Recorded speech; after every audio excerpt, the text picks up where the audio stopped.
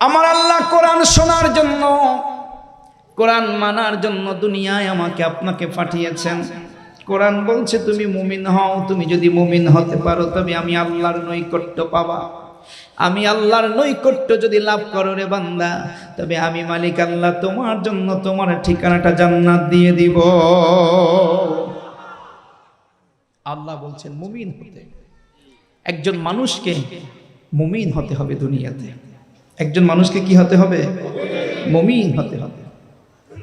এজন্য আমার আল্লাহ ডেকে বলছি আইয়ুহাল্লাযীনা আমানু দুখুলু ফিস-সিলমি কাফা ওয়ালা তাত্তাবিউ খুতুওয়াতিশ শাইতান ইন্নাহু লাকুম আদুউম মুবিন।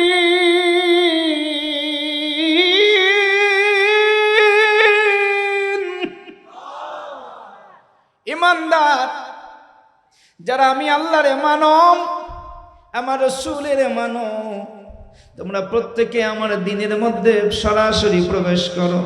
ঢুকে যাও, বাইরে থেকো না। আমার দ্বীনের রাস্তা ছাইরা যদি বাইরে থেকেও যাও, আমার দ্বীনের রাস্তা ছাইরা যদি অন্য পথে হাঁটো, আমার ভাইরা আব্দুল্লাহ ইবনে ওমর রাদিয়াল্লাহু তাআলা আনহু হাদিস বর্ণনা করেন, নবীজির কাছে আমরা বসা, রাহমাতুল লিল আলামিন আঙ্গুল দিয়ে মাটির মধ্যে একটা সোজা দাগ টানলেন। সোজা দাগ টানার পরে রাহমাতুল লিল আলামিন ডাইনে বামে আরো কিছু দাগ কাটলেন।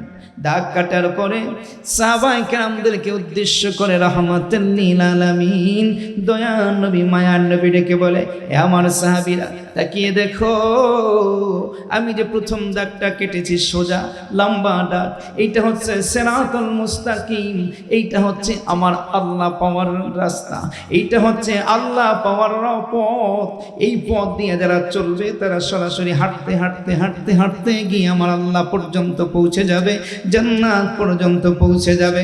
ডানে বামে যতগুলো রাস্তা দেখো রে উম্মত, এ আমার সাহাবীরা, আমার পরবর্তী মানুষের কাছে বলে দাও সিরাতুল মুস্তাকিম আমার ডাইনে বামে, সিরাতুল মুস্তাকিমের ডাইনে বামে অসংখ্য পথ থাকবে, মত থাকবে, তন্ত্র মন্ত্র থাকবে, কিন্তু এগুলো আমি আল্লাহ পাওয়ার রাস্তা না, এগুলো শয়তানের পথ। প্রতিটা রাস্তার মাথায় একজন শয়তান বসা। খবরদার সোজা পথ চাইরা বাঁকা পথে যাইও না। বাইরে ভালো করে বুঝবেন, বাঁকা পথ আছে, সোজা পথ আছে, কোরআন আছে, সুন্নাহ আছে, আমল আছে। ডাইনে বামে মিষ্টি কথা আছে, কিন্তু মিষ্টি কথার দিকে যাওয়া যাবে। কোন জায়গায় গদি আছে, কোন জায়গায় টাকা আছে, কোন জায়গায় সম্মান সুখ্যাতি আছে, আবার কোন পথের মধ্যে নারী বিলাসিতা আছে, রং বেরঙের রঙ্গমঞ্চ আছে। আর যদি তুমি দিনের পথে চলতে থাকো বাবা, দিনের পথের মধ্যে ওই পুরান কালেও যা শুনছো এখনো সেটা, আর তোমার সন্তান যারা অনাগত আসতেছে তারাও সেটা বলবে। 5 ওয়াক্ত নামাজ লাগবে, দাড়ি লাগবে, টুপি লাগবে, সুন্নাত আমল লাগবে বাবা। মুস্তাহাব না করলে পর্যন্ত, নফল ইবাদত না করলে পর্যন্ত আমার আল্লাহর নৈকট্য পাওয়া যায় না। ওলি হওয়ার জন্য আমল লাগবে, ঠিক কিনা বলো? কোন পথে গদি পাওয়া যায়, তাইলে গদি আমার মকসুদ না। কোন পথে নারী পাওয়া যায়, নারী আমার মকসুদ না। কোন পথে ব্যবসা বাণিজ্য মধুর হয়, ওইটা আমার মকসুদ না। কারণ বর্তমানে হালাল ব্যবসা আছে কি নাই?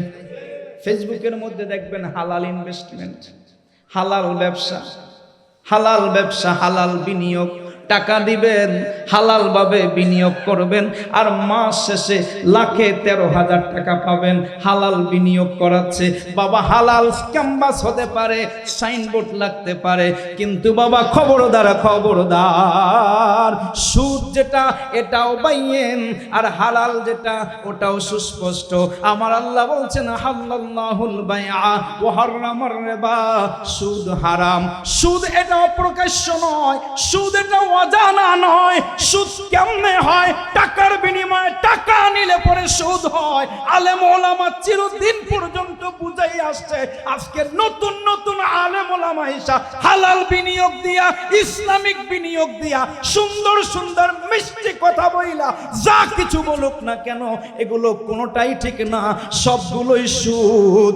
সিরাতাল মুস্তাকিম হলো টাকার বিনিময়ে টাকা নেওয়াটাই সুদ। কথা কি বুঝেন? বহুত কিছু দেখবেন, সবই সুন্দর। হুজুর রাস্তা এটাও ভালো, এটাও ভালো, তারাও ভালো কথা কয়, তারাও ভালো কথা কয়। আমরা কোন দিকে যাব? প্রশ্ন এখন সবচাইতে বেশি প্রশ্ন আমাদের কাছে, হুজুর কোন দিকে যাব? সব হুজুররা বিভিন্ন রকমের কথা বলে। ওয়াজ মাহফিলে তাও তো পাবলিকের ব্যালেন্স রাখা হুজুররা কথা বলে, কিন্তু অনলাইন সোশ্যাল মিডিয়া, ফেসবুক আর ইউটিউব, এখানে কোনো ব্যালেন্স নেই। কারণ এখানে এরকম হাজারো দর্শক নাই, এখানে স্টেজ বড় আলেম ওলামা নাই, এখানে আছে শুধুমাত্র একটা ক্যামেরা। ইচ্ছা মতো যা মন চায় তাই বলে, আর সেটাই ছেড়ে দেয়। আমার যুবকরা কয়, হুজুর আমাকে বাখরাপুরে যে হুজুর অস করে গেছে, এই হুজুরের কথা আর ইউটিউবের কথা, ইউটিউবের কথা মনে হয় যেন সোনার টুকরা, এত সুন্দর কথা। আমরা বলি বাবারে, খারাপটা যেটা ভেজাল ওইটা দেখতে সবসময় সুন্দরী দেখায়। বাজারে সিটি গোল্ড এটা বাবা সবসময় সুন্দরী দেখায়, চক চক করে, কিন্তু ছোটবেলা থেকে আমাদের মুরব্বীরা শিখিয়ে আসছে চক চক করলে। কথা কি বুঝছেন? এই জন্য আমরা আছি আমলের পথে। কোন পথে? ওই যা ছোটবেলায় শুনছেন ওইটাই, নতুন কিছু নাই, নতুন কোনো ওয়াজ নাই, নতুন কোনো কথা নাই। কারণ আমার কোরআন ১৫০০ বছর আগেও যাহা ছিল এখনো সেই একই কোরআন আছে কি নাই? আমার নবীর সুন্নাহ ১৫০০ বছর আগে যাহা ছিল এখনো তাহা আছে কি নাই? আমার নবী দাড়ি রাখতে বলছেন, দাড়িকে লম্বা করতে বলছেন, মোষকে খাটো করতে বলছেন, ওইটাই কথা। আপডেট হুজুর এসে দাড়ি ছাঁটবে আর বলবে দাড়ির মধ্যে ইসলাম নাই, টুপির মধ্যে ইসলাম নাই, জুব্বার মধ্যে ইসলাম নাই, মেসওয়াকের মধ্যে ইসলাম নাই। আমরা বলি তোমার কোনো কথা আমার শোনার দরকার না, দরকার নেই, দরকার নেই। আমরা সব কিছুর মধ্যে আমাদের ইসলাম, ঠিক কিনা? ঠিক কিনা বলেন? বন্ধুরে আমার,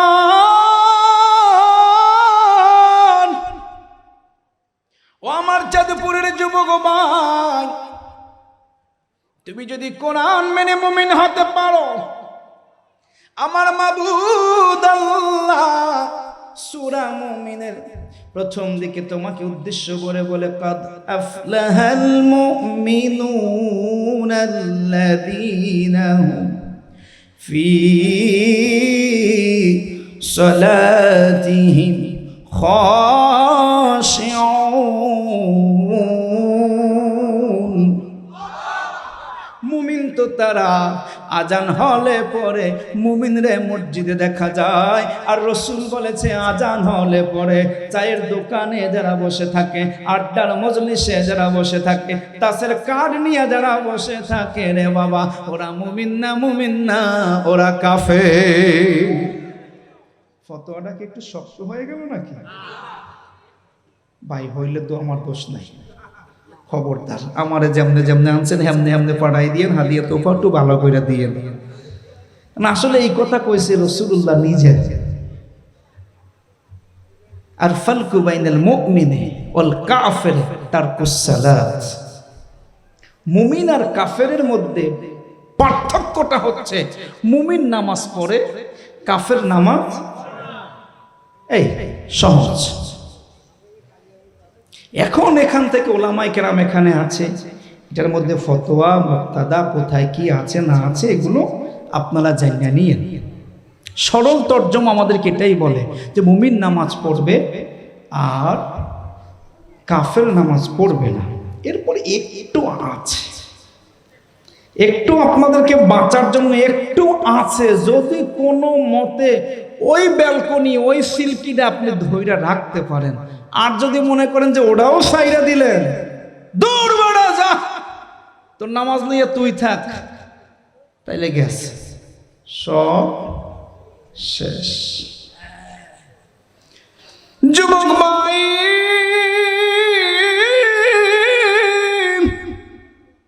যৌবন আজ আছে কালকে থাকবে না। আমার রাসূল বলে যৌবন আজ আছে কালকে থাকবে না। কিন্তু ভাই, এই জীবনের প্রতিটা মুহূর্ত তোমার জন্য হিসাব যিনি নিবেন তিনি আমার আল্লাহ। আমার ভাইরা, বন্ধুরা, বাবারা, হযরতে হাসান বসরির নাম তো শুনছেন সবাই, ঠিক কিনা?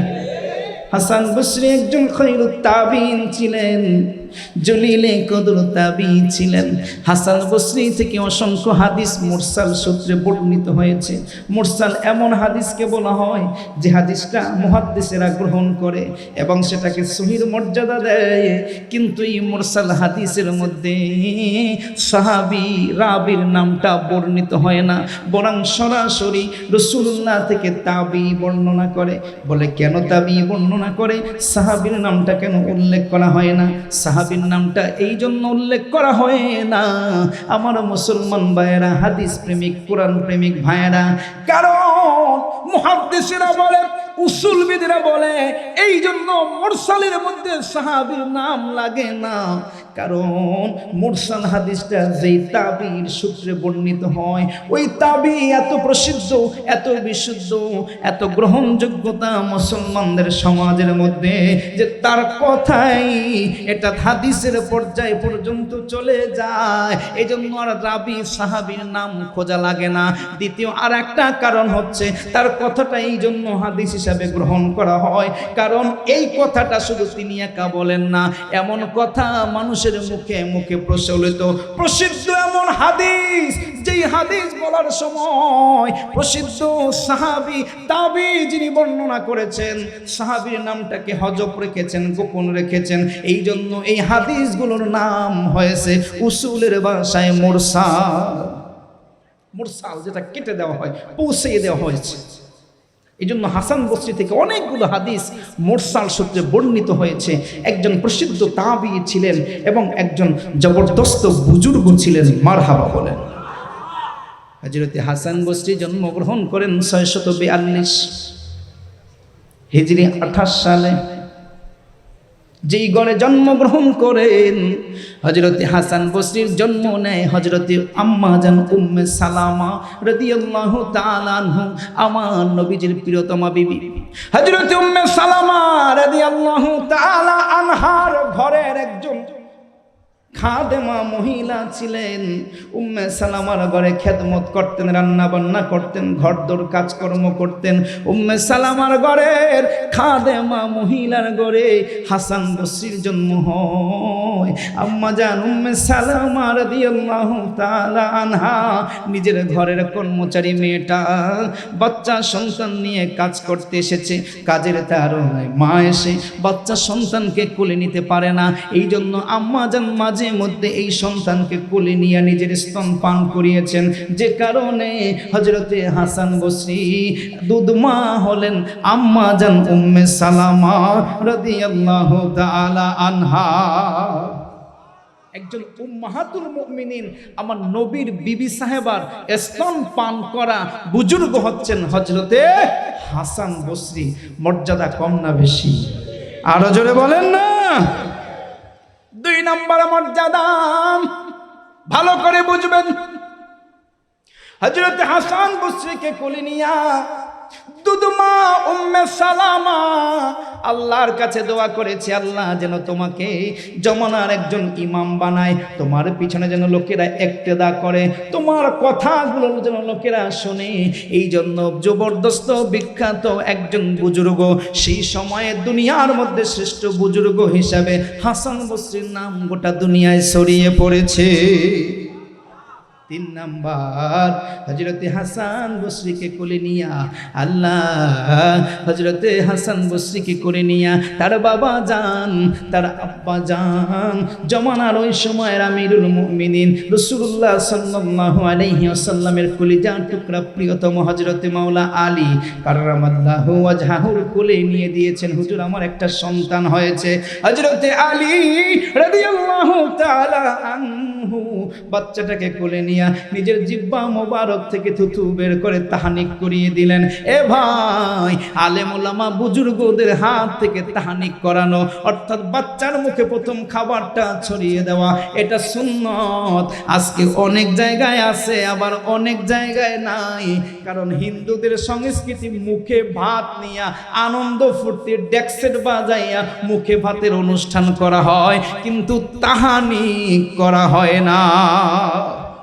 আগের যুগে দেখতাম আমাদের মুরব্বীরা ইমাম সাহেবের কাছে নাতি হয়েছে, ইমাম সাহেবের কাছে নিয়ে আসতো, একটু পায়েস রান্না করে বালতিতে করে নিয়ে আসতো, হুজুর একটু আমার বাচ্চার মুখে দিয়ে দেন, হুজুর একটু আঙ্গুল দিয়ে উঠাইয়া বিসমিল্লাহ বলে দোয়া পড়ে এরপরে ওই বাচ্চার মুখে দিয়ে দিতেন, বাকি পায়েসটা হুজুর রাইখা দিতেন। কিন্তু এখন এইটি আছে? লাগে না। এটি কি লাগে না? এটি এখন লাগে না। আমার মুসলমান ভাইরা, হাসান বসরি মুখের মধ্যে মাওলা আলী তাহনিক করে দিলেন। তাহনিক করার পরে দোয়া করে দিলেন, এই ছেলেকে দেখতে তো সুন্দর, আমার বড় ছেলে হাসানের নামে তার নাম করে দিলাম হাসান।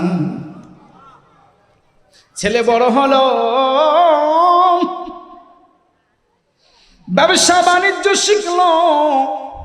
হযরতে হাসান, যুবক হাসান রোমের সঙ্গে ব্যবসা করে, রোমের সঙ্গে ব্যবসা করে। আমার ভাইরা, রোমের একজন উজির, বাদশার দরবারে, রাজ দরবারের একজন উজির, তার সঙ্গে সম্পর্ক হয়েছে।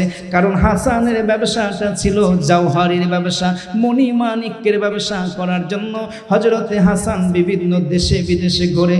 একদিন বন্ধু রোমের উজিরের সঙ্গে তার শহর ঘোরার জন্য বেরিয়েছে। বন্ধু বলল, বন্ধু হাসান, আরব দেশ থেকে এসেছো, তোমাকে আমি আমার রোমের একটা সুন্দর রাজকীয় অনুষ্ঠানে নিয়ে যাব। রাজকীয় অনুষ্ঠান, এটা তো সুন্দর একটা অনুষ্ঠান, যাওয়া তো যায়। হাসানকে লইয়া রোমের উজির ঘোড়ার পিঠে চড়াইয়া রাজ দরবারের মধ্যে প্রবেশ করলেন।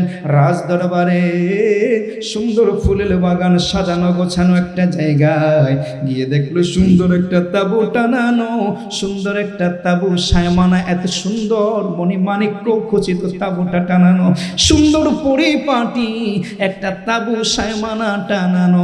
সেই জায়গায় লক্ষ লক্ষ মানুষের জমায়েত, এত সুন্দর অনুষ্ঠান। ঘোড়ার থেকে নেমে গেল, দূর থেকে বলে, বন্ধু তোমাকে আজকের এই অনুষ্ঠানটা দেখাইবার জন্য আমি নিয়ে এসেছি। যুবক হাসান অনুষ্ঠান দেখার জন্য দাঁড়িয়ে গেলেন। দাঁড়াইয়া 1 নম্বরে দেখতেছে কতগুলো রোমের সেনাবাহিনীর পোশাক পরা কতগুলো যুবক, টাকটাকে যুবক, যুদ্ধের অস্ত্র সমরাস্ত্র নিয়ে দাঁড়ানো, ডাল তলোয়ার নিয়ে দাঁড়ানো, চতুর্পাশে তাঁবুটার চতুর্পাশে তাওয়াফ করতেছে, ঘুরতেছে, আর করুণ বাজনা বাজতেছে, করুণ মিউজিক বাজতেছে, স্যাড মিউজিক বাজতেছে। স্যাড মিউজিক বাজার তালে তালে শুনকি যেন ওরা বলতেছে, কিন্তু হাসান বসরি কথাগুলো বোঝে না, রুমের ভাষা বোঝে না, কিন্তু এটা বুঝতেছে যে এই মানুষগুলো আক্ষেপ করে, আফসোস করে কিছু কথা বলতেছে। কতক্ষণ সৈন্যবাহিনীর সৈন্যরা ঘোরার পরে চলে গেলেন। এরপরে আসলো কতগুলো নায়িকা, বাদী দাসী সুন্দরী রূপসী নারী এরাও ঘুরল, কি যেন বলল, চলে গেল। দীর্ঘ সময় পরে মুরব্বী যারা আছে, ডাক্তার, প্রবীণ, কবিরাজ, আলেম ওলামা যারা আছেন, এমন 400 জন আলেম আইসা ওই তাঁবুটা ঘুরলো, ওই তাঁবুটা ঘুইরা ঘুইরা কি যেন বলল, আবার চলে গেল। অবশেষে রাজা আসলো, প্রধান উজির আসলো, ওই তাঁবুর মধ্যে প্রবেশ করলো। কতক্ষণ পর তারাও বের হয়ে চলে গেল। কি যেন বলল, আরে বন্ধু, কি অনুষ্ঠান দেখাইবার জন্য নিয়ে আসলা? আমি তো শুধু দেখতেছি, আমি তো অনুষ্ঠানের কিছুই বুঝতেছি না। এবং হযরতে হাসানের বন্ধু রোমের উজির ডেকে বলে, ভাই রে, এবার আমি তোমার সুন্দর করে বলে দিতেছি, এই যে তাঁবুটা দেখতেছো, আমাদের বাদশাহ যিনি সবার শেষে তাঁবুর মধ্যে প্রবেশ করলেন, এই তাঁবুর মধ্যে যিনি প্রবেশ করলেন, তাঁবুর মধ্যে আমাদের বাদশার কলিজার টুকরা একজন সন্তানের কবর দেয়া আছে। তরুণ বয়সে যুবকটা মারা গেছে, তরুণ বয়সে যুবক মারা গেছে। সন্তানকে দাফন কইরা এই ফুলের বাগানে দাফন কইরা সুন্দর তাবু খচিত সায়মানা দিয়া ঢাইকা রেখেছেন। প্রতি বছর মৃত্যুবার্ষিকী পালন করার জন্য এইখানে এই আমাদের বাদশাহ এত এত সুন্দর অনুষ্ঠান করে। প্রথম যে সৈনিকদের একটা টহল দেখেছো, তাওয়াফ দেখেছো, আমাদের সৈনিকেরা ঘুরে ঘুরে বলেছে, রাজকুমার, যদি আমাদের বাহুবল দিয়া, আমাদের অস্ত্র বল দিয়া, আমাদের সমরাস্ত্র দিয়া, আমাদের যুদ্ধ কৌশল দিয়া আপনাকে বাঁচাতে পারতাম, রক্ষা করতে পারতাম রে রাজকুমার, আজকে এমন দিন দেখতে হতো না। আমরা আমাদের জীবনের সর্বস্ব দিয়া আপনারে বাঁচাইতাম, কিন্তু আপনাকে এমন একজন মালিক নিয়ে গেছেন, তার কাছে আমাদের দুনিয়ার কোনো ক্ষমতা চলে না। ও রাজকুমার, মেয়েরা এসেছে, দাসী বান্দিরা এসেছে, সুন্দরী রূপসীরা এসেছে। ওরা এসে বলে, রাজকুমার, আমরা তো সেবিকা, আমরা তো খাদেমা, আমরা তো সেবা করি, আমরা তো খেদমত করি, আমাদের সেবা শুশ্রূষার খেদমত দিয়া রাজকুমার গো, আপনারে যদি বাঁচানো যেত, আমরা এখানে আপনাকে মরতে দিতাম না, আমাদের জীবনের সবটুকু শক্তি দিয়ে আপনার সেবা শুশ্রূষা কইরা, যত্ন আত্মি কইরা আপনারে বাঁচাইতাম, কিন্তু আমাদের কোনো সুযোগ নাই, সামর্থ্য নাই, শক্তি নাই। যিনি আপনারে নিয়ে গেছেন তার হাত থেকে রক্ষা করার মতো ক্ষমতা আমাদের নাই। আমার মুসলমান ভাইরা ও আমার যুবক ভাইরা, একটু ভালো করে কানটা লাগা। অবশেষে বিদ্বান পণ্ডিত আলেমেরা এসেছে, হেকিম কবিরাজরা এসেছে, পাদ্রীরা এসেছে, সবাই তাওয়াফ করে আর ঘুরে বলে, বাবা, যদি আমাদের দক্ষতা, আমাদের ইলম, আমাদের আমল, আমাদের যোগ্যতা, আমাদের অভিজ্ঞতা দিয়া আপনারে রক্ষা করা যেত, আমরা সব অভিজ্ঞতা কাজে লাগাতাম, সব দক্ষতা কাজে লাগাতাম, সব ক্ষমতা দিয়ে আপনারে বাঁচাইবার চেষ্টা করতাম। কিন্তু আজ কুমার, এমন মালিকে আপনাকে নিয়ে গেছে, এমন মালিকে আপনাকে দুনিয়া থেকে নিয়ে গেছে, যেই মালিকের ক্ষমতার উপর দুনিয়ার কারো কোনো ক্ষমতা চলে না। বন্ধু, রাজা ঢুইকা কি বলল, তোমাদের সম্রাট ঢুইকা কি বলল, হাসান বসরি রে, আমার আরবীয় বন্ধু, আমাদের সম্রাট যখন এই কবরের মধ্যে প্রবেশ করলেন, কবরের মধ্যে প্রবেশ কইরা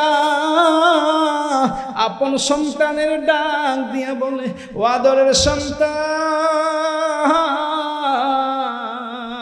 আমার এই দুনিয়ায় রাজত্ব করার জন্য আমার একটা সুশৃঙ্খল সেনাবাহিনী আছে। বাবা, তোমার কবরের কাছে সেনাবাহিনী নিয়ে এসেছি। ও আমার বাবা, আমার রাজ্যটা সুন্দর সুশৃঙ্খল রাখার জন্য আমার কিছু দাস দাসী আছে, সেবিকা আছে, তাদেরকেও নিয়ে এসেছি। বাবা, আমার রাজ্যটা পরিচালনার জন্য আমার একটা মন্ত্রী পরিষদ আছে, আমার একটা উপদেষ্টা পরিষদ আছে, আমার একটা জ্ঞানী গুণী বিচক্ষণ গবেষক দল আছে, আলেম ওলামা পণ্ডিত দল আছে। হেরে বাবা, আমি তাদের সবাইকে তোমার কবরের সামনে নিয়ে এসেছি। এছাড়া একজন সম্রাটের আর কি বা শক্তি থাকে? সৈনিক আছে, আমার সেবিকা আছে, আমার আলেম ওলামা মন্ত্রী পরিষদ আছে। আমি সবাইকে নিয়ে, আমার গোটা শক্তি নিয়ে আমি তোমার কবরের পাশে দাঁড় করাইছি। বাবারে, এত কিছু দিয়া যদি আমি তোমারে বাঁচাইতে পারতাম, রক্ষা করতে পারতাম, আমি সব কিছু তোমার জন্য বিসর্জন দিতাম রে বাবা। কিন্তু তোমারে যিনি নিয়ে গেছে, যিনি আল্লাহ, তার হাত থেকে কেউ কোনো দিন বাঁচতে পারে না। কুল্লু নাফসিন যায়িকাতুল মাউত।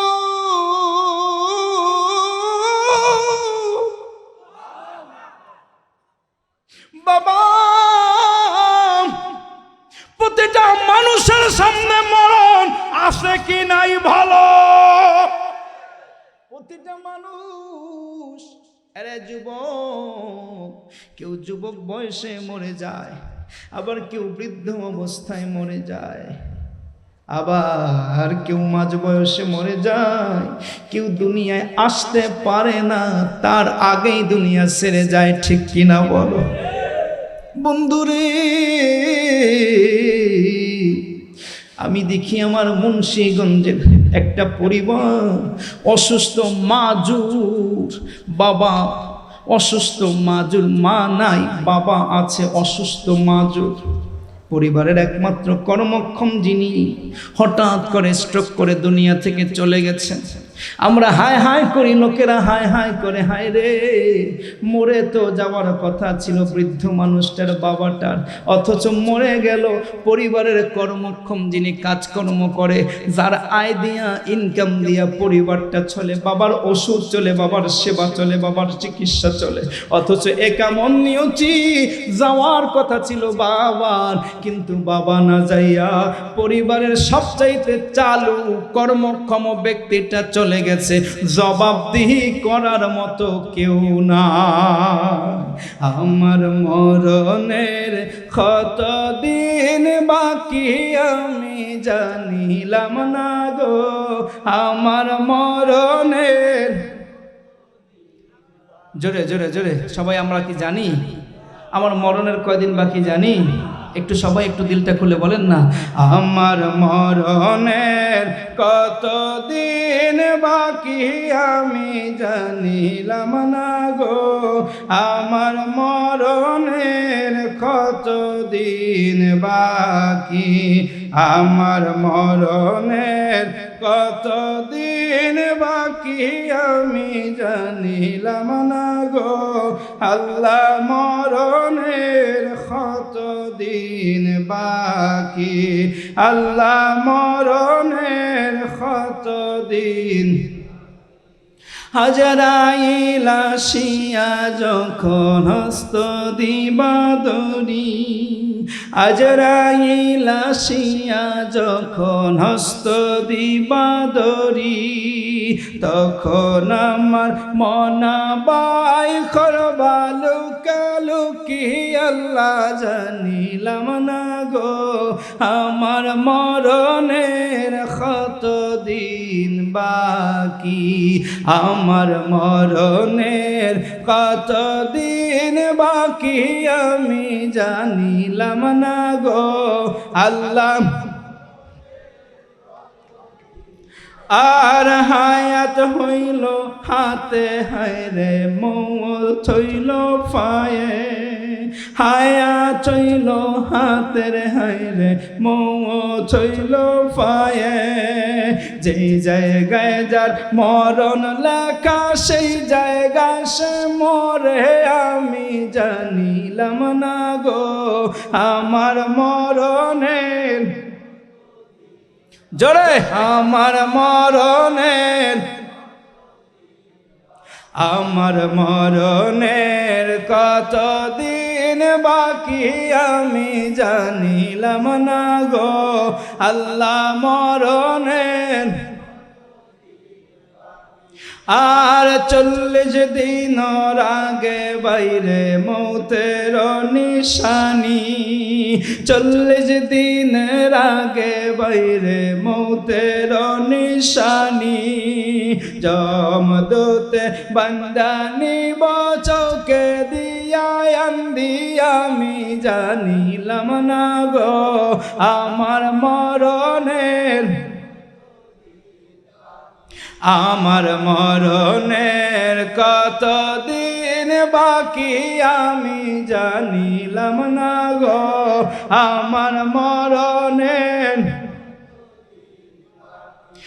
আর 30 পারা কোরআন শরীফ জানিও নিশ্চয়, 30 পারা কোরআন শরীফ জানিও নিশ্চয়। কোন জায়গায় কোন হরফ লেখা না করিলাম তো আমি জানিলাম না গো আমার মরণের, আমার মরণের কতদিন বাকি আমি জানিলাম না গো আমার মরণের। আল্লাহ মরণের আসাদুল্লাহ সাইফি বলে মনেতে ভাবিয়া, আসাদুল্লাহ সাইফি বলে মনেতে ভাবিয়া। কোন অবস্থায় রাখবাই আল্লাহ অন্ধকারে নিয়া, আমি জানিলাম না গো আমার মরণের কতদিন বাকি, আমার মরণের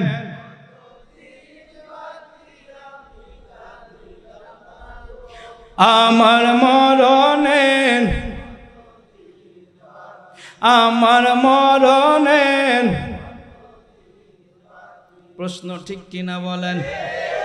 30 পারা কোরআন কোনদিন খুঁজা দেখলাম না কোন হরফে কি লেখা আছে। 30 পারা কোরআন কোনদিন খুঁজে দেখলাম না আমারে কোরআন আমার মরণ সম্পর্কে কি বলে। আমার কোরআন যে আমারে বইলা রাখছে, আইনা মা তাকুনু ইদরিকুমুল মাউত ওয়ালাউ কুনতুম ফি বুরুজিম মুশাইয়্যিদা।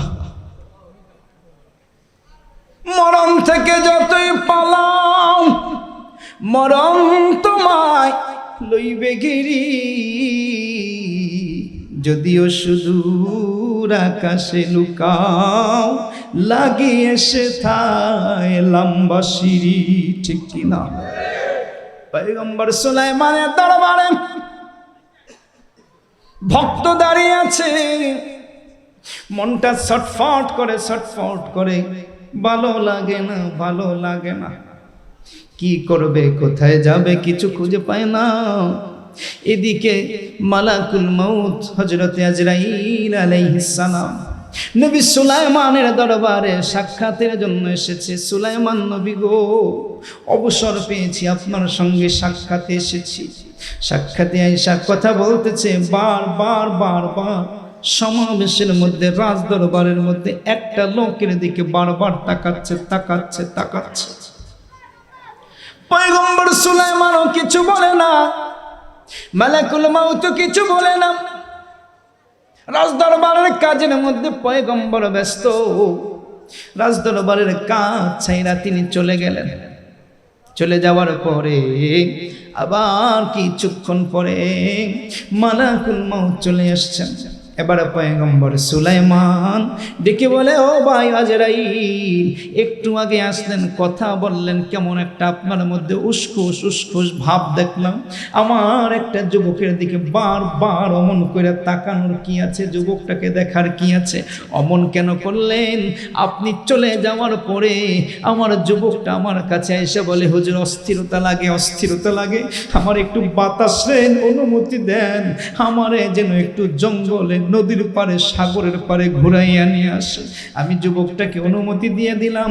আপনি তো একজন মালাকুল মাউত, আপনি তো ভয়ঙ্কর, কেন আমার রাজদরবারের কর্মচারী যুবক ছেলেটাকে এভাবে আপনি তাকাইয়া তাকাইয়া কেন তার মধ্যে ভয় ভীতি সৃষ্টি করে দিলেন?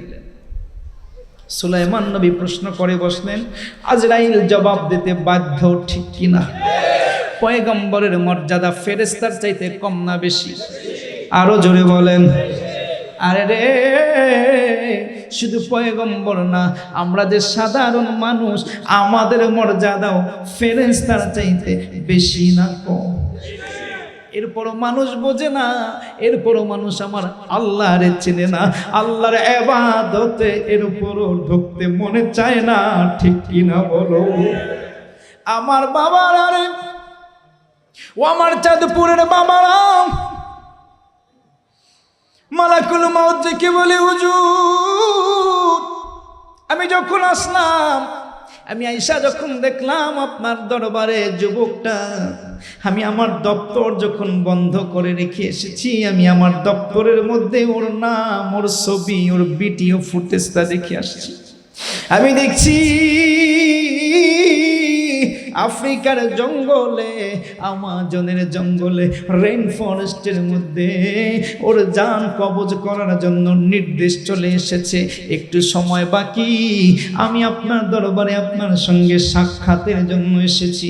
হুজুর আয়েশা দেখি ছেলেটা আপনার দরবারে বসা, আমি বারবার ভাবতেছি কেমন কইরা এখান থেকে সেই সুদূর আফ্রিকার জঙ্গলে যাইবে, কিন্তু আমার উপরে যখন সময় চলে এসেছে, আমি তো এক মুহূর্ত আগেও করতে পারি না, এক মুহূর্ত পরেও আমি করতে পারি না। ইদা জাআ আজালুহুম লা ইয়াস্তাখিরুনা সাআতাও ওয়া লা ইয়াস্তাকদিমুন।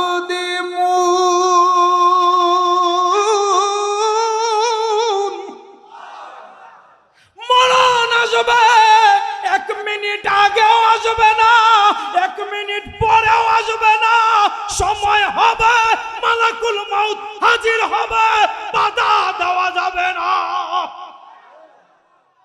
বাবারে, মালাকুল মাউত কয়, হুজুর আমি যুবকেরে আপনার দরবারে দেখা আশ্চর্য হয়েছি, সময় হয়ে গেছে, আমার তো যুবকেরে আফ্রিকার জঙ্গলে নেওয়ার দায়িত্ব না, আমার তো আফ্রিকার জঙ্গলে গিয়া ওই যুবকের জান কবজ করার দায়িত্ব, ঠিক কিনা? যুবকের ওখানে নেওয়ার দায়িত্ব কার? আরো জোরে বলে, আরো জোরে বলে। আমার আল্লাহ পারে কিনা বলে? ও আমার ভাইরা, ওই আল্লাহরে সেই ক্ষমতার মনে করেন কিনা বলেন? ও আমার ভাইরা, যদি আমার আল্লাহর এই ক্ষমতা আছে বইলা বিশ্বাস করেন, ও আমার বাবারা, ও আমার যুবক ভাইরা, ও আমার ব্যবসায়ী ভাইরা, তাইলে বলেন এক মানুষ আর এক মানুষের সঙ্গে জুলুম করা যাবে কিনা? বাবারে, আপনি জুলুম কইরা তার যা ক্ষতি করবেন, তার চাইতে কয়েক লক্ষ কোটি গুণ আল্লাহ যদি তারে বাড়াইয়া দেয়, আপনার থেকে যদি কমাইয়া নেয়, নিতে পারে কিনা? আরো জোরে বলেন। যদি পারে তাইলে কেন কেন অযথা হিংসায় জইলা পুইরা আপনি আর একটা মানুষের ক্ষতি করবেন? এইটার কোনো দরকার আসেনি। আরো জোরে বলেন। আপনি যে জুলুম কইরা যেটা ভোগ করার চেষ্টা করবেন বাবা, কত জালেম আছে ক্ষমতা দেখাইয়া কত কিছু করছে। এ বাবা, আজকে তারা পালাইয়া যাওয়ার মতো জায়গাটাও পর্যন্ত পায় না। মিথ্যা কথা বইলা, মিথ্যা সাক্ষী দিয়া আমার দেশের সোনার টুকরা আলেমদের গলায়, নিরপরাধ মানুষের গলায় ফাঁসি দিয়েছে।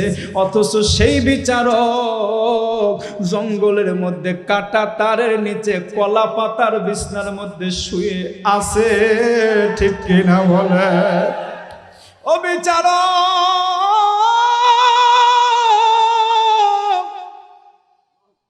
ও বিচারপতি, ক্ষমতাধর নেতা, তোমার ক্ষমতার চাইতে মুসলমানদের ক্ষমতা মানে তিনি আমার আল্লাহ। ঠিক কিনা বলো?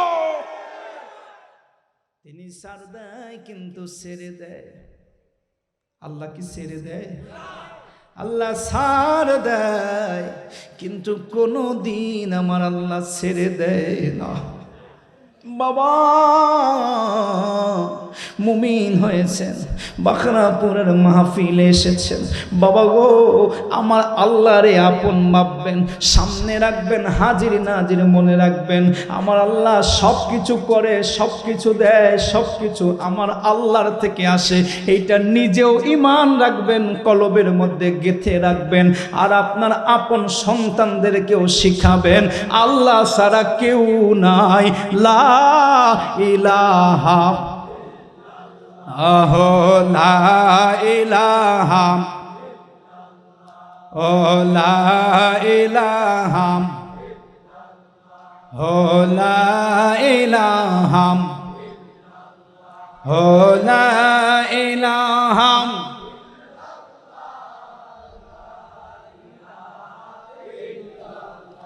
ও লা ইলাহা।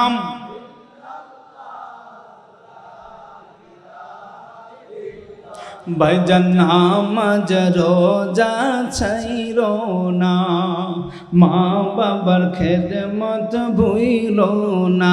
বলেন নামাজ রোজা, আমার মা বাবার খেদমত, আমার নবীর দরদ ছাইরো না। তোমরা নবীর দরদ, দয়াল নবী তোমায় বলবে না। লা ইলাহা, ও লা ইলাহা, ও লা ইলাহা।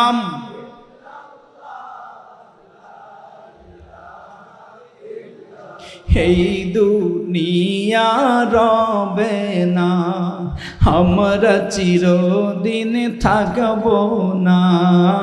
এই দুনিয়া আমরা চিরদিন, যিনি থাকবেন দয়াল আল্লাহ, যিনি থাকবেন দয়াল আল্লাহ, তাহার ইবাদত করো না। লা ইলাহা, ও লা ইলাহা, ও লা ইলাহা।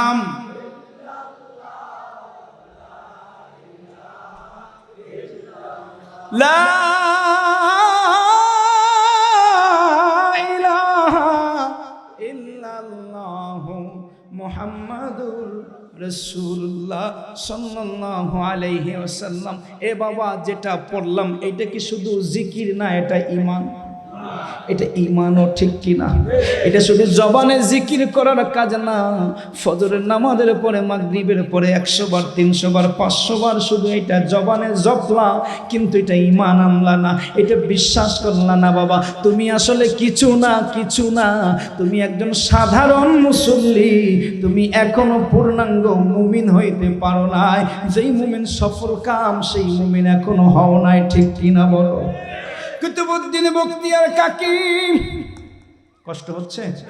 শেষ করব, শুধু ছোট্ট একটু করে বলছি। আমার বাবা কুতুবউদ্দিন বখতিয়ার কাকির মা কুতুবউদ্দিন রে, স্বপ্ন দেখে আমাদের কত স্বপ্ন, সন্তান হলে আমাদের কত স্বপ্ন আমরা দেখি।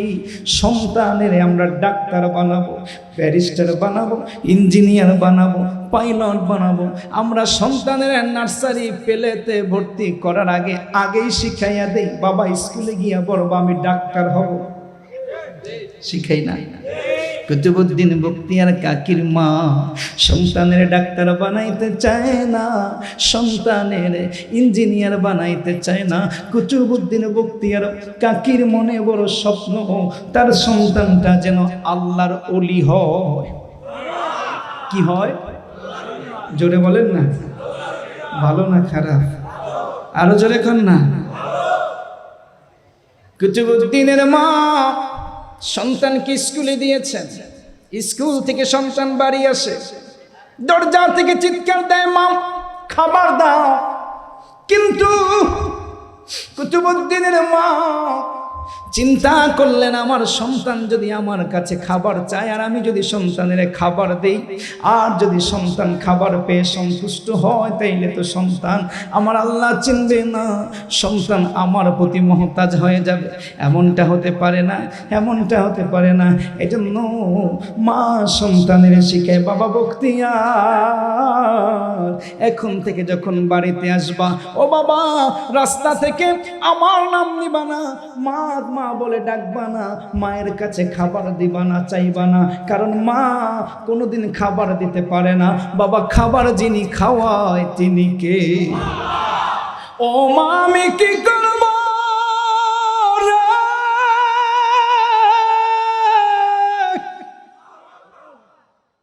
মা বলে বখতিয়ার স্কুল থেকে বাড়ি ঢুকবা, বাড়ি ঢুকা বাবা ব্যাগটা রাখবা, বইগুলো টেবিলে রাখবা, ওই যে যায় নামাজ বিছানো আছে রে বাবা, আমাদের ঘরে পারিবারিক নামাজের জায়গা। এ বাবা আমাদের ঘরের মধ্যে টিভির একটা রুম থাকে, ড্রয়িং একটা রুম থাকে, ডাইনিং একটা রুম থাকে, প্রতিটার ঘরে ঘরে আবার আলাদা আলাদা বাথরুম থাকে। যে এই রুমে বাথরুম আছে ওইটা হয় মাস্টার বেডরুম, বাথরুম না থাকলে ওটার নাম মাস্টার হয় না, ঠিক কিনা? কিন্তু যাইয়া দেখো টয়লেট দিয়া রুম রে বানাও মাস্টার রুম, কিন্তু নামাজের রুম আছে কিনা খবর নিয়ে দেখো। খতিব সাহেব তোমার মসজিদে, তোমার মহল্লার মধ্যে যতগুলো পাকা বাড়ি আছে প্রত্যেক বাড়ির মধ্যে বাথরুম পাবা নিশ্চয়, নামাজের রুম আছে কিনা আমার সন্দেহ, ঠিক কিনা? বন্ধুরে কেমনে সন্তান ওলি হবে, কেমনে মা বাবার খেদমত করবে, কেমনে সন্তান আল্লাহওয়ালা হবে, হওয়ার তো সুযোগই তুমি করো না, রাস্তায় তুমি তৈরি করো না। বখতিয়ারের মা বলে, বাবা স্কুল থেকে বাড়ি আইসা, মাদ্রাসা থেকে বাড়ি আইসা, এই যে আমাদের নামাজের ঘর, আমি তোমার জন্য যাই নামাজ বিছাইয়া রাখবো। ও বাবা যাই নামাজে দাঁড়াইয়া আমার মালিকের কদমে দুইটা সিজদা দিবা, 2 রাকাত নামাজ পড়া, 2টা হাত আমার আল্লাহর দরবারে তুলবা, আমার আল্লাহরে ডাক দিয়া বলো, মাওলা গো আমি ক্ষুধার্ত, আমি বখতিয়ারের খাবার দাও। ও মামা বলেন তো আল্লাহর কাছে চাইলে আমার আল্লাহ খাবার দেয়নি? দুনিয়ার সব ভান্ডার শুকিয়ে যায়, কমে যায়, সব ডলারের মান কখনো বাড়ে কখনো কমে, কিন্তু আমার মালিকের দফতর কোনোদিন শুকায় না, কোনোদিন কমে না। বখতিয়ারের মা বলছে, বাবা আমার মালিকের কাছে চাইবা, মালিকের কাছে চাইবা, আল্লাহুম্মারযুকনি, আল্লাহুম্মারযুকনি রিজকান তাইয়্যিবা হালালান তাইয়্যিবা, আল্লাহুম্মারযুকনি এমন দোয়া কইরা বাবা দুইটা হাত চেহারার মধ্যে মুছা দিবা, দুইটা হাত চুম্বন করবা, বাবা জায়নামাজটা টান দিয়া তুলবা, বাবা দেখবা যার কাছে চাও সেই আল্লাহ তোমারে ফিরাইবে না। আর মায়ের বুদ্ধি হলো প্রতিদিন জায়নামাজের নিচে সন্তান আসার আগে ওই সময়ের ওই এলাকার বিখ্যাত কাক রুটি, যেমন আমাদের দেশে এখন আটার রুটি আছে, তেলে বাজলে পরোটা হয়, আবার তন্দুরের মধ্যে চাপ দিয়া লাগাইলে হয় তন্দুর রুটি, আবার ওই তন্দুর রুটিটা একটু মোটা কইরা উপরে একটু ঘিয়ের মাজা দিলে এটা হয়। এই যে আবার এটা বড় তন্দুরের মধ্যে এরকম দিয়া উপরে এটা ফুইলা ওঠে, উপরটা লাল নিচটা সাদা, এটা কি পাউরুটি। আবার মাঝখান থেকে কাঁটা কাঁটা চাঁদপুর লঞ্চ গাড়ি 50 টাকা 2 প্যাকেট, ঠিক কিনা বন্ধুরে? কুতুবউদ্দিনের মা ওইরকম একটা রুটির নাম ছিল কাক রুটি, রুটিটার নাম কাক। প্রতিদিন বিছনার নিচে কাক একটা রুটি দিয়ে রাখতেন। হঠাৎ কইরা একদিন প্রতিবেশীর বাড়িতে গেছে, কাজের মধ্যে আটকে গেছে, এদিকে বেখেয়াল হয়ে গেছে, সন্তানের স্কুল থেকে আসার টাইম হয়ে গেছে, সন্তান এসে পড়ছে, মা একটা চিৎকার দিয়ে দৌড়ে এসেছে, বান্ধবী রে আমার সন্তান বুঝি যায় না নামাজ তুইলা রুটি পাইবে না, রুটি না পাইলে তো আমার সন্তান আল্লাহর প্রতি বিশ্বাস হারিয়ে ফেলবে রে, আল্লাহর প্রতি ভুল ধারণা চলে আসবে। মা দৌড়াইয়া বাড়িতে আসছে, দরজার সামনে দাঁড়াইয়া মা তাকাইয়া দেখে সন্তান নামাজে দাঁড়ানো, কেমনে সন্তানের সরাইবে? নামাজ শেষ কইরা ছোট্ট বখতিয়ার দুইটা হাত মালিকের দরবারে বাড়াইছে, আল্লাহ আমারে খাবার দাও, আজকে তো যায় নামাজের নিচে মায়ের রাখা কাক রুটি নাই। মা দরজায় দাঁড়াইয়া মনিবের হাত তুলে বলে, মনিব ডাক্তার বানাইবার ইচ্ছা নাই, ইঞ্জিনিয়ার বানাইবার ইচ্ছা নাই, ও মনিব অলি বানাইতে চাইছিলাম, তোমার প্রতি তাকওয়ারে মজবুত কইরা বাড়াইবার চেষ্টা করছিলাম, আমার চেষ্টা বুঝি ফেল হইয়া গেল। আজকে যদি আমার মাসুম বাচ্চাটা যায় নামাজ তুইলা রুটি না পায়, আমারে যদি প্রশ্ন করে আমা আল্লাহ রুটি কেন দিল না, কি জবাব দিব? মওলা রে, আমি বখতিয়ারের মা যদি অন্যায় কইরা থাকি, ভুল কইরা থাকি, মিথ্যা বইলা থাকি রে মওলা, আমি তো তোমার সঙ্গে আমার সন্তানের জুইরা দেওয়ার জন্য করছি, তোমার ইজ্জতটা রাইখো রে মওলা, আমি মায়ের বেইজ্জতি কইরো না। আমার মুসলমান ভাইরা, চাঁদপুরের যুবক আমার মুমিন ভাইরা, ওই দিন কুতুবউদ্দিন বখতিয়ার টান দিয়া যায় নামাজটা তুইলা জায়গার মধ্যে দুইটা কাক রুটি পায়। গোটা সমাজের মধ্যে এটা হলো কিরগিজিস্তান। এই কিরগিজিস্তানের উস নামক অঞ্চলে হযরতে কুতুবউদ্দিন বখতিয়ার কাকির জন্ম।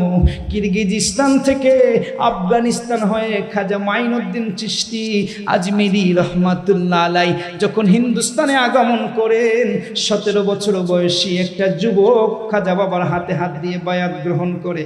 খাজা বাবা অল্প কয়েক দিনের তালিম দেওয়ার পরে দেখে ফকফকা, যত লোড দেয় তত লোড নেয়, যত লোড দেয় তত লোড নেয়।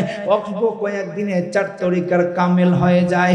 এরে বখতিয়ার 17 বছরের যুবক ছেলে, কেমন করে তরিকা তাসাউফের এত লোড নিতে পারো হুজুর? এই কৃতিত্ব আমার না, এই যদি কৃতিত্ব থেকে থাকে, এটা আমার মা আমার ছোটবেলা থেকে এমন কইরাই গইরা তুলছে। এরে ভাই, এই জন্য ওলি হওয়া দরকার, মুমিন হওয়া দরকার। মুমিন শুধু নিজে হবেন আর সন্তানকে বানাবেন না, চেষ্টা করবেন না, এটা হতে পারে না। কুতুবউদ্দিন বখতিয়ার কাকি জগৎ বিখ্যাত ওলি, যাকে কেন্দ্র করে আজকে চিশতিয়া তরিকার সয়লাব। ওই যে দিল্লির মেহরাউলিতে তার মাজার শরীফ, কুতুব মিনার আজকে ইতিহাসের সাক্ষী হয়ে আছে, যার নাম অনুসারে শামসুদ্দিন ইলতুৎমিশ, যিনি 1211 সালে সিংহাসনে বসে 1236 সালে ইন্তেকাল করেছেন। এই শামসুদ্দিন ইলতুৎমিশ একজন সুলতান হয়ে দিল্লি সালতানাত প্রতিষ্ঠা করার পরেও শামসুদ্দিন ইলতুৎমিশ এই কুতুবউদ্দিন বখতিয়ার কাকির সোহবতে যাইয়া জগৎ বিখ্যাত ওলি হয়ে গেছে। এই ইতিহাস সবাই জানেন। তারপরে ছোট্ট করে বলি, পরশ কাকে বলে, মুমিনের পরশ কাকে বলে? কষ্ট হচ্ছে, শেষ করব, একটু বলবো এটা। শামসুদ্দিন ইলতুৎমিশ, এই ইতিহাসের ছাত্ররা নামটা কি শোনা চেনা চেনা লাগে? শামসুদ্দিন ইলতুৎমিশ দিল্লির সালতানাত প্রতিষ্ঠা করেন কুতুবউদ্দিন আইবেক। 1206 সালে সিংহাসনে বসে 1210 সালে একটা পোলো নামক খেলা খেলতে গিয়ে তিনি ঘোড়ার পিঠ থেকে পড়ে মারা যান। কুতুবউদ্দিন আইবেকের প্রথম জামানার কৃতদাস, পরবর্তীতে মেয়ের জামাতা শামসুদ্দিন ইলতুৎমিশ 1211 সালে সিংহাসনে বসেন এবং তাকেই বলা হয় দিল্লির সালতানাতের প্রকৃত প্রতিষ্ঠাতা। সেই শামসুদ্দিন ইলতুৎমিশ হচ্ছেন কুতুবউদ্দিন বখতিয়ার কাকির মুরিদ। কেমন মুরিদ? কুতুবউদ্দিন বখতিয়ার কাকি যখন ইন্তেকাল করলেন, ওনার যিনি মুরিদ, ওনার যিনি খাস ভক্ত, কাছের শিষ্য ফরিদউদ্দিন গঞ্জশকর। ফরিদউদ্দিন গঞ্জশকর হচ্ছেন নিজামউদ্দিন আউলিয়া, নিজামউদ্দিন আউলিয়ার পীর খাজা ফরিদউদ্দিন গঞ্জশকর। ফরিদউদ্দিন গঞ্জশকরের পীর কুতুবউদ্দিন বখতিয়ার কাকি, কুতুবউদ্দিন বখতিয়ার কাকির পীর খাজা মাইনুদ্দিন চিশতি। মিলে তো সিলসিলা। দিল্লিতে নিজামউদ্দিন আউলিয়া এলো, দিল্লিতে নিজামউদ্দিন আউলিয়া, ঠিক কি না? কাওয়ালি আছে না, সেই নিজামউদ্দিন আউলিয়া। তো শামসুদ্দিন ইলতুৎমিশ সুলতান ফরিদউদ্দিন গঞ্জশকরের কাছে হুজুর বলছেন, এরে আমি যখন মারা যাব আমার লাশটা দাফন দিস না, আমার লাশটা দাফন না দিয়ে রাইখা দিবি। লোকজন যখন আসবে সবাইকে ঘোষণা করে বলবি, যারা আসরের নামাজের সুন্নাতটা ছোটে নাই ওই মানুষটা যেন আমার জানাজা দেয়। আর যদি এরকম মানুষ না পাও তাইলে জানাজা দেওয়ার দরকার নাই। গোসল হয়ে গেল, কাফন পরানো হলো, সুন্দর করে খাটিয়ার মধ্যে শোয়ানো হলো। লক্ষ লক্ষ মানুষ দিল্লির মেহরাওয়ালির, জাফরানি সব মানুষেরা কাতারের মধ্যে দাঁড়িয়ে গেল। আজকে পীরের শেষবারের মতো জানাজা পড়াইয়া বিদায় দিবে, শেষবারের মতো জানাজা পড়া পীরের মাজারের মধ্যে একটু মাটি দিবে, জিয়ারত কইরা কইরা দোয়া করবে, স্বপ্ন নিয়ে আসছে লক্ষ লক্ষ জনতা। কিন্তু ফরিদউদ্দিন গঞ্জশকর দাঁড়িয়ে বললেন, উপস্থিত মুসল্লিরা, জানাজা হবে না, ওই মানুষটার প্রয়োজন যেই মানুষটার জীবনে কোনোদিন বালেগ হওয়ার পরে আসরের নামাজ কাজা হয় নাই। আসনি, সামনে চলে আসো, জানাজা পড়াও। আর যদি না হয় বিনা জানাজায় বাজানের দাওয়া জানা দাফন হয়ে যাবে। কেউ আসে না, কেউ আসে না। জানাজার মধ্যে ডুকরে ডুকরে কান্দে, কেমন মুরিদ হলাম বাজানের, আজকে জানাজা পড়ানো যাবে না। একটা শর্ত দিছে গো, এই শর্তটা পালন করার মতো একটা মানুষও খুঁজে পাওয়া যায় না। কি হলাম, কি হলো, এমন ভুল জীবনে কেন করলাম? মুরিদেরা কান্দে আর বলে, বাজানো দুনিয়া সাইরা তো গেলা, কিন্তু আমাদের কোন পরীক্ষার মধ্যে ফেলাইল। 1 ঘন্টা কেটে যায়, কেউ সামনে আসে না। দীর্ঘ সময় পরে ফরিদউদ্দিন গঞ্জশকর আবার দাঁড়িয়ে বলে, বাইরে জানাজা বুঝি হবে না,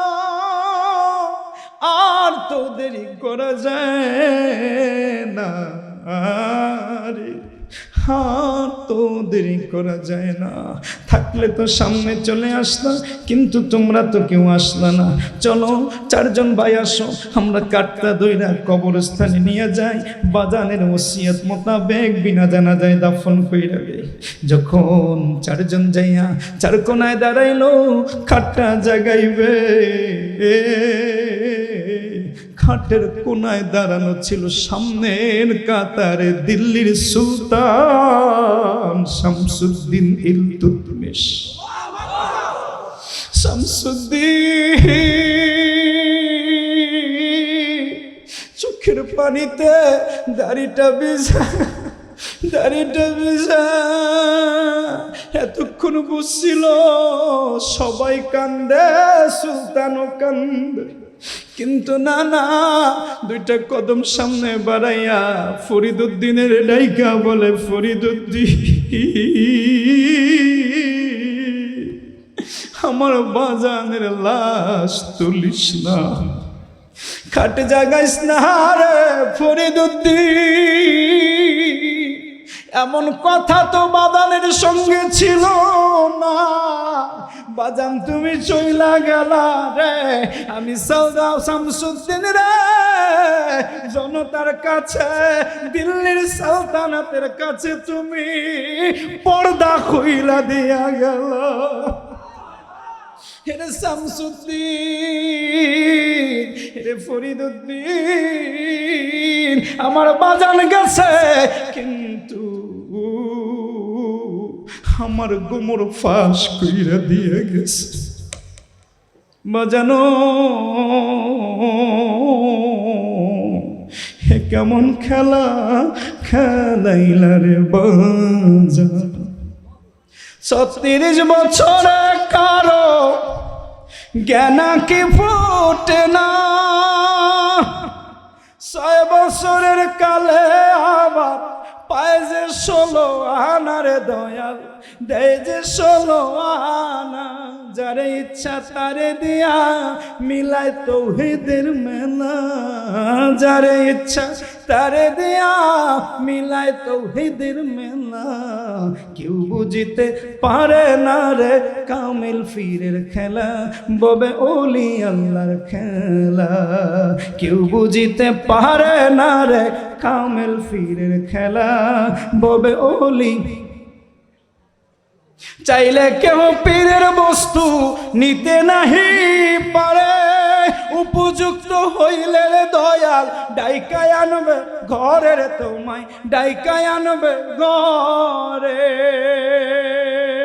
যারে ইচ্ছা তারে দিয়া মিলায় তৌহিদের মেলা, কেউ বুঝিতে পারে না রে ওলি আল্লাহর খেলা, ববে কামিল পীরের।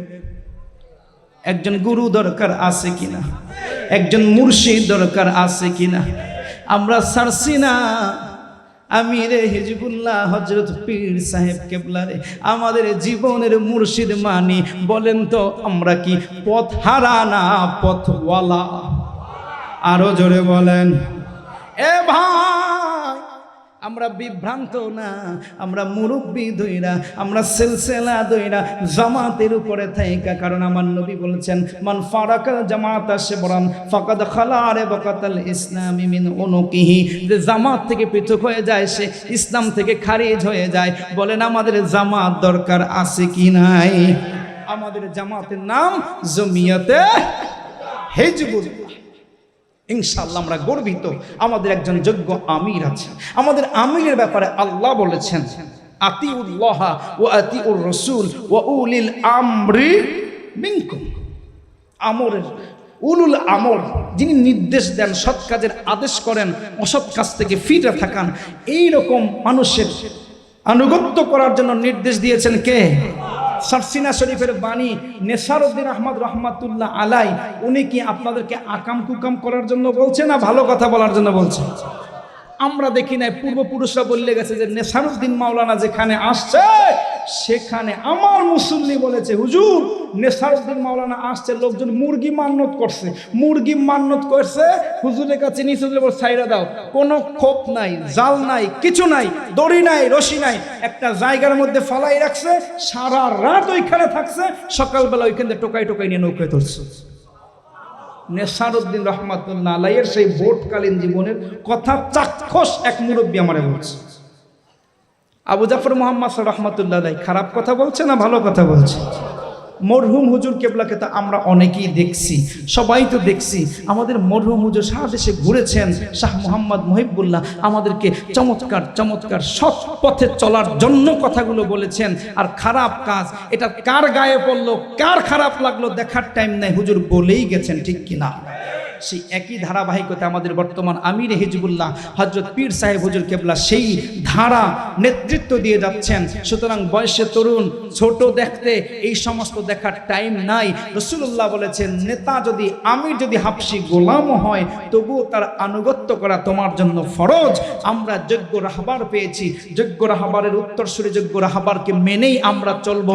আমাদের আমির হিজবুল্লাহ আমাদেরকে দাওয়াত দিয়েছেন আগামী 29, 30 এবং 1 ডিসেম্বর, 29, 30 নভেম্বর, 1 ডিসেম্বর, আজকে হলো নভেম্বরের 3, আগামী 29, 30 নভেম্বর, 1 ডিসেম্বর সারসিনা শরীফের বাৎসরিক অগ্রহায়ণের মাহফিল আমরা সবাই দাওয়াত পেয়েছি।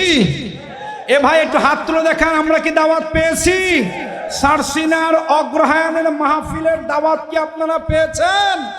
ইনশাআল্লাহ বলেন ইনশাআল্লাহ। সারসিনা দরবারের অগ্রহায়ণের মাহফিলে আমরা যাব ইনশাআল্লাহ।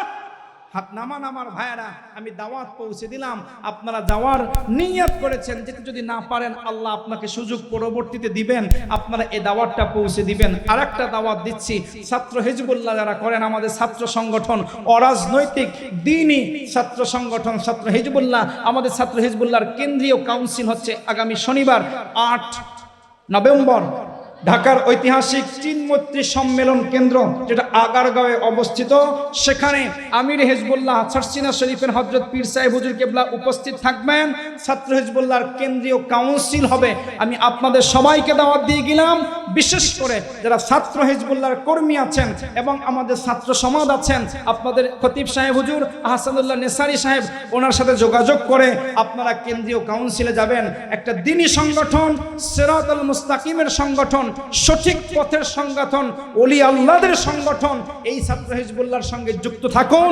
অবশ্যই দুনিয়া আখিরাতে আল্লাহ তাআলা আপনাকে কামিয়াবি করবেন ইনশাআল্লাহ। সকল ছাত্র বন্ধুদেরকে বলবো, আপনারা ছাত্র হিজবুল্লাহর কেন্দ্রীয় কাউন্সিলে আগারগাঁওয়ের চীনমৈত্রী সম্মেলন কেন্দ্রে উপস্থিত থাকবেন ইনশাআল্লাহ। সুন্দর সুন্দর এই ফিতনার জমানায় লাইফ স্টাইলটা ফিটিং করার একটা দিক নির্দেশনা পাবেন। আল্লাহ তাআলা আমাদের কবুল করুন। আমি আর সামনে বাড়াচ্ছি না।